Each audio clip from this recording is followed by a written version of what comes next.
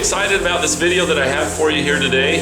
Somebody suggested this video. It's something that I was really excited about and wanted to do because it's something that'd be a real helpful, good information that needs to be put out. And then they one-upped it. They took it to a whole nother level by making a generous anonymous donation for me to make this video. So let's do this.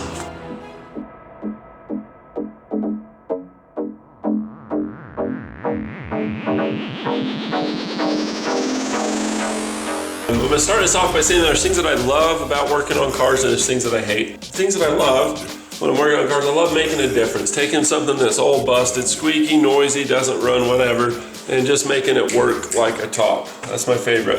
I love getting paid. I love flagging hours on the flat rate hourly thing.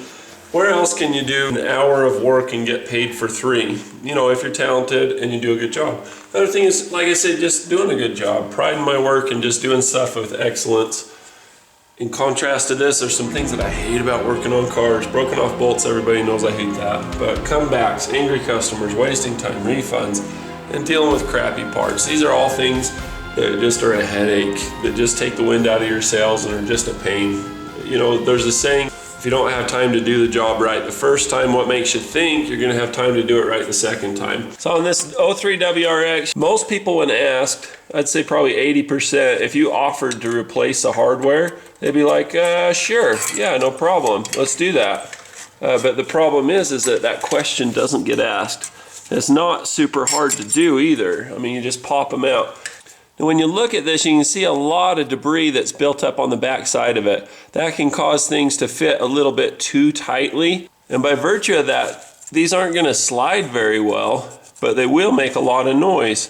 So here's the demonstration part. I take the top part and I slide it in and out, and it's quiet.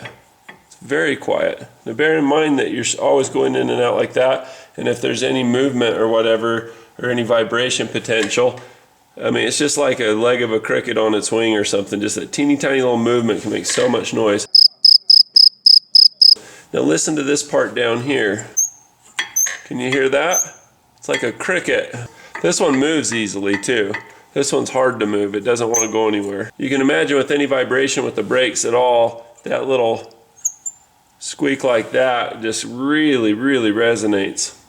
When you look at it from this side, you can see that there's a great deal of rust. Anytime you have a bunch of rust like that, you don't have a good surface anymore. Now, a lot of these are going to be stainless steel to prevent the rust, but in the harshest of conditions, that salt and the different chlorides and stuff that they melt the ice with, it's going to wreak havoc on these. Manufacturers of premium brake pads typically will put brake hardware in the box just to make sure that they save their own name, because they don't want you to have a bad experience. They don't want their pads to be squeaking or rattling or having any of these problems, so they just buy it for you and say, you want this, take this. So I'm going to take you over to the lift over here, and we're going to show you a bunch of examples of pads rattling, pads squeaking, and just general failure. And what if you have a brand new vehicle or your vehicle's under warranty and your brakes are squeaking? This actually happened to me, and rather than having to wait at the dealership or mess around with it, I just got in there and replaced it. This was on the rear of my Dodge Ram in 2014. It's only got 12,000 miles, and the thing would squeak at the most bizarre times. I tried to get a film of it by putting a GoPro camera on the fender, but every time I put the camera on, it wouldn't squeak, and then as soon as I take the camera off, it'd squeak again and on and on. So I kind of gave up on that because it seemed like it'd only do it during certain temperatures, certain times. So this is the rear left caliper on my truck, and this is the one that's been squeaking the most. It doesn't squeak all the time, but when it does, you really know it. And I'm just going to pry this gently back. You're not going to believe this, but the brake hardware on the bottom side here is coming out with the pad because they're so stuck. Did I mention that the brake hardware is bad? Now that should not happen. It should stay in the caliper bracket, but would you look at this? I mean, they're just locked up and seized together.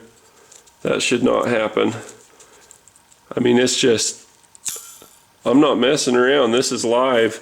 I didn't stage this or anything, and I'll tell you, this sucker squeaks. So if this pad's stuck in that, the problem is this will get all glazed up because it'll be held to the fire. It'll be having friction all the time rubbing against there, just like rubbing your hands gets hot. It'll kind of glaze these up. Look at this guy. You see how rusty and nasty that sucker is? You compare that with the new one, And this is a good stainless steel. It's really hard. Anybody that's ever tried to drill a little hole for that little hose that goes on your sink, on a stainless steel sink, even though it's really thin stainless steel, it'll eat up your hole saw and your drill bits. I mean, it's just really tough stuff. And on the back side, it's got that high quality vulcanized rubber compound on the back of it. So what I'm going to do is I'm going to pop this one off too. Get it up and out of the way. And then I'm just going to go through. You see all the dust and dirt and stuff coming out of this thing. So coming around to the back side where we had that problem, but you just get all that stuff off of there. I like to work the corners on each side, and then just take your new clip and you just hook in the one side that you see here, and then that'll hold it on the outside. So that one goes in first. Just get a little bit of a grip. You just click it in there. Can you imagine how much better this is going to work when it's actually the pad clip here is able to do what it's supposed to do and allow that pad to move freely. Now on these ones, these new clips that I'm putting in, you'll notice that they're silver on this side. You can usually get away with that. I really like the black coated ones, the PTFE coating. These are my favorite. You don't always get these, but if it doesn't have it, you can always buy product and put it on there that has PTFE and ceramic solids and all that kind of stuff. Just make sure you're not using wheel bearing grease. Use something that has a heat rating of like 2,000 or 3,000 degrees. You can see this one took the brake hardware with it. This factory brake hardware is just garbage. And the funny thing is that a lot of times people will run it for a long time. Man, that's stuck. I can't get the thing to come off. I mean, it's supposed to slide freely, right? In and out. It's not. So I mean, if your brakes are squeaky, I mean, these look how much life there is left on these. If your brakes are squeaking, there's no sense in this world of going out and buying brand new pads and everything, because if your hardware's bad, you're just going to have the same problem. You're not going to make any progress or get anywhere with it. But if you get some good quality stainless steel brake hardware and you got those coatings on it, the high quality vulcanized rubber compound on the backside to prevent rust and movement, and then something with some PTFE on it, you're just going to be okay. So we'll just get that lined up. Now we're talking. Now we can actually slide in and out. You see how the brake hardware's just staying put, but this thing's moving great. These are going to be so quiet. It's going to be so nice. I mean, it's a nice truck. I mean, this is a Cummins diesel engine. It's a late model year. To have this thing just squeak and squeals is just a shame. So this is something I'm real excited about. Just be able to have it drive like, well, better than it did on the test drive. So the brake pad and the hardware were just bonded instead of sliding like they're supposed to be. So let's get in here. Let's take a look at the hardware on this. I did recently just replace this one as part of this video. I'll show you some clips of it. But let's go over some of the names of the things on here.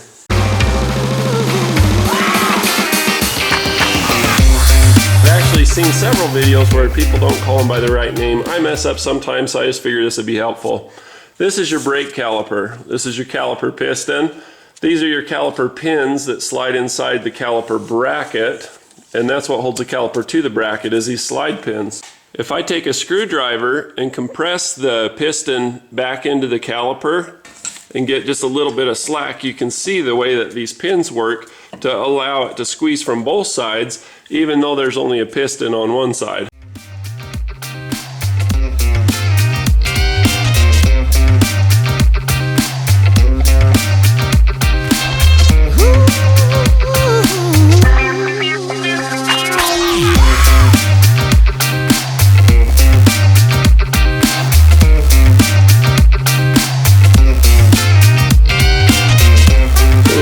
Caliper, we have to be careful.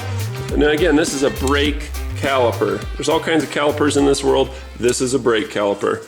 The brake caliper is attached by a brake hose. It's just a hydraulic hose that's made out of rubber, and it's susceptible to damage. So you want to make sure that you support the caliper so it's not hanging by that hose. That hose is not made to be hung by. So you can see I've got pad clips here and here.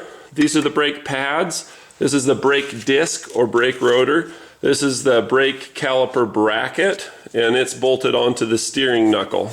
Wheel studs, and this is a CV axle back here. If you have good brake pad clips here and here, you'll find that your pad can move smoothly. Now when I went to do this, you'll notice that this brake pad is thicker than the other brake pad. Can you see the difference? Thick and thin. That's because these were bad on this vehicle. They were so rusted and so nasty that the pads were not able to move properly. And even though the piston was pushing from this side and the pins were moving fine, they were sliding in and out. So I'll just pull one of these out so that you can see. But I put new boots on it. I used silicone-based grease. You can't use wheel bearing grease or it'll seize up like a rock. I've got videos on what to do with that if that ever happens. But basically, I'm gonna burp that one. There we go. Now it has good range of motion. So all of these things have to be able to move properly, and that's the point of your brake hardware kit, is you can get new boots, you can get new pins, you can get whatever you need. You can get new pad clips like these.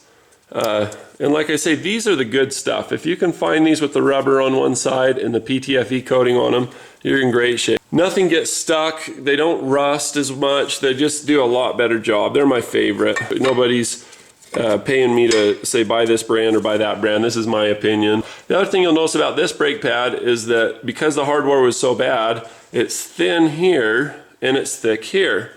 So this one was really stuck and it was holding away from it. These ones were stuck and engaging it, and this one was stuck this way. Now they can move freely. That's the difference of having good hardware. This vehicle's got about 130,000 miles on it or so, and it was long past due for brake hardware. It still had the original brake hardware on it that it came with in 2007, almost 8 years ago. That's a long time to be rusting and having something rub on you and not get replaced, especially when they're so inexpensive. Another way in which these wear out isn't just that they rust and make noise when you're coming in and out, but the actual thickness can be less.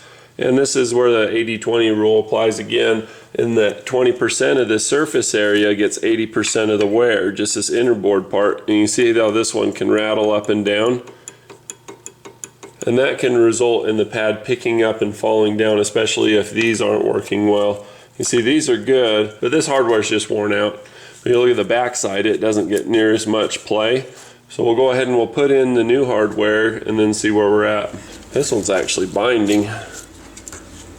Hardware kits vary on whether they're going to come with the boots and what you're going to have with them. Fortunately with this one, it's got the rubber vulcanized stuff on one side and the PTFE coating on the other side. So I'm really pleased with that. To get these off, all you have to do is get a screwdriver up underneath on one side or the other, doesn't matter which. And you just pop them out. They come out pretty easy. See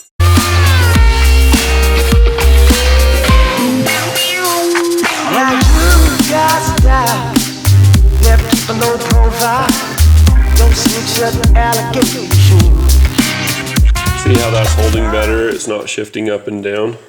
I'm getting a little in and out because I'm not able to get the force vector perfect up and down, but much better. They glide so easy. It used to be that they'd just wiggle real fast and then kind of bind.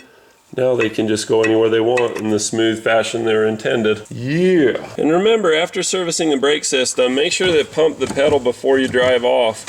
If you replace your hardware or your brake pads and you don't pump them back tight, you'll find that you don't have brakes until you do pump them, and you may not have time. Brake pad clips, disc brake hardware, whatever you want to call it, people aren't using it. Only 20% of the people that are buying brakes, it should be higher than that, especially when you poll customers or if you have people that know what it is, what it costs, and ask, hey, do you want this? 80% would do it, but only 20% are getting it.